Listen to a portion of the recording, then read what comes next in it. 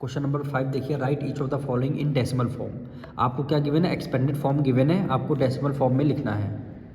तो question number 5 का first part, अब देखिए यहाँ पे 50 है प्लस 8 है, तो यहाँ पे सिंगल जीरो, यहाँ पे जीरो नहीं होगा, ठीक है। 50 का 5 लिख लेंगे और 8 का 8 एज इट इज़ लिख देंगे। अब जहाँ से हमारा फ्रैक्शन स्टार्ट होता है वहाँ से हम लगा लेते हैं डेसिमल। हमने यहाँ से फ्रैक्शन स्टार्ट हो गया, हमने डेसिमल लगा दिया। 6/10 है, 6/10 का क्या लिख लेंगे, 6 लिख लेंगे। और 9/100, यहाँ पे 1 0, यहाँ पे 2 0 आ जाएगा, तो यानी 9/100 है, तो हम क्या लिख देंगे, 9 लिख देंगे। तो ये हमारा डेसिमल फॉर्म हुआ।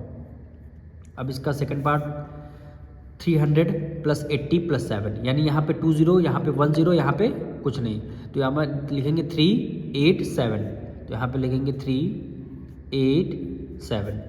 अब यहाँ से डेसिमल स्टार्ट हुआ हमारा, तो हमने यहाँ पे डेसिमल फ्रैक्शन स्टार्ट हुआ, उससे पहले हमने डेसिमल लगा दिया। 3/10 सिंगल डिजिट, यहाँ पे डबल जीरो, यहाँ पे 3 0, तो यानी 3 2 5, यानी 3 2 5। अब इसका थर्ड पार्ट देखिए, 600 + 1, तो 6 के साथ 2 0 है, तो हमने 6 लिख दिया। अब इसके बाद देखिए एक टर्म हमारी क्या है, मिसिंग है, तो यहाँ पे डबल जीरो है, तो यहाँ सिंगल जीरो होना चाहिए था, लेकिन यहाँ पे टर्म है मिसिंग, तो अगर मिसिंग टर्म है तो उसके मिसिंग टर्म की जगह हम जीरो लिख देंगे। अब हमारी कौन सा टर्म आ जाएगी, यानी एक टर्म ऐसी आएगी जिसमें जीरो नहीं होगा, तो 1 है, तो 1 को एज इट इज लिख लिया। अब इन दोनों में यहाँ से हमारे फ्रैक्शन स्टार्ट हो गए, तो हमने डेसिमल लगा दिया। फ्रैक्शन के बाद पहला वाला फ्रैक्शन होगा सिंगल जीरो, तो सिंगल जीरो है, तो सिंगल जीरो के साथ 5 है, 5 लिख दिया। अब सिंगल जीरो के बाद क्या होना चाहिए, डबल जीरो होने चाहिए थे, लेकिन यहाँ पे 3 0 है, तो यानी यहाँ पे भी एक सिंगल टर्म मिसिंग है। अगर मिसिंग वाली टर्म है उसकी जगह हम जीरो लगा लेंगे। फिर क्या है, 3 0 आ गए, 3 0 की जगह हमने क्या लिख दिया, 9 लिख दिया, तो ये हमारी क्या हुई, डेसिमल फॉर्म हो जाएगा।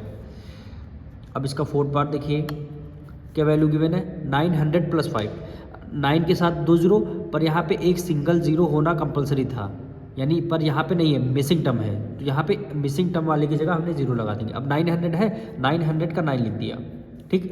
अब यहाँ पे सिंगल जीरो वाली टर्म थी, नहीं है, तो हमने यहाँ पे जीरो लगा दिया। अब कॉन्स्टेंट टर्म 5 है, तो 5 की जगह 5 लिख दिया। अब यहाँ इन दोनों यहाँ से स्टार्ट हुआ हमारा फ्रैक्शन फॉर्म, तो फ्रैक्शन फॉर्म से पहले हमने डेसिमल लगा दिया।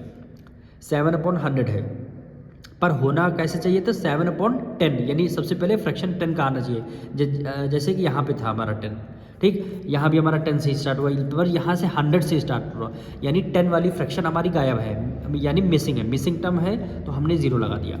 अब आएगी सिंगल जीरो हो गया, अब यहाँ डबल जीरो वाली 7 गिवन है, तो हमने 7 लिख लिया। अब यहाँ 3 0 है, 3 0 का 3 गिवन है, तो हमने यहाँ पे 3 लिख लिया। अब इसका फिफ्थ पार्ट देखिए, 800 है, 800 का 8 लिख दिया। यहाँ पे डबल जीरो है, पर यहाँ पे एक टर्म होनी चाहिए सिंगल जीरो वाली, पर वो टर्म मिसिंग है, तो हमने मिसिंग टर्म है, हमने जीरो कर दिया। अब यहाँ पे 3 है, तो हमने 3 कर दिया। अब यहाँ फ्रैक्शन स्टार्ट हुआ सिंगल जीरो वाला, तो हमने यहाँ पे डेसिमल लिख दिया, ठीक। 6/10 है, तो हमने 6 लिख दिया। सिंगल जीरो, अब यहाँ पे क्या होगा, डबल जीरो होगा, डबल जीरो वाली टर्म मिसिंग है हमारी, तो हमने यहाँ पे जीरो कर दिया। अब यहाँ 3 0 है, 3 0 ऊपर न्यूमरेटर में क्या 4 है, तो हमने यहाँ पे 4 लिख दिया।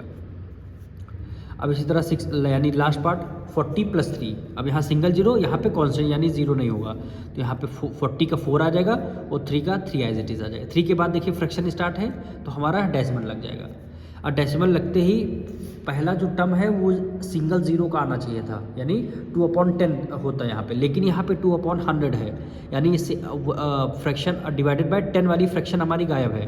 अगर मिसिंग टर्म है उसकी जगह हम जीरो लग देंगे। अब हमारी 2 0 वाली कौन सी टर्म लेंगे, 2 0 यानी 2/100 हो जाएगा, तो इसका हमने 2 यहाँ पे लिख लिया। अब 2 0, 3 0 का 3 0 है डिनोमिनेटर में, अब ऊपर क्या है 4 है, तो हमने यहाँ पे 4 लिख दिया। यही क्या हो जाएगा, आपका आंसर हो जाएगा।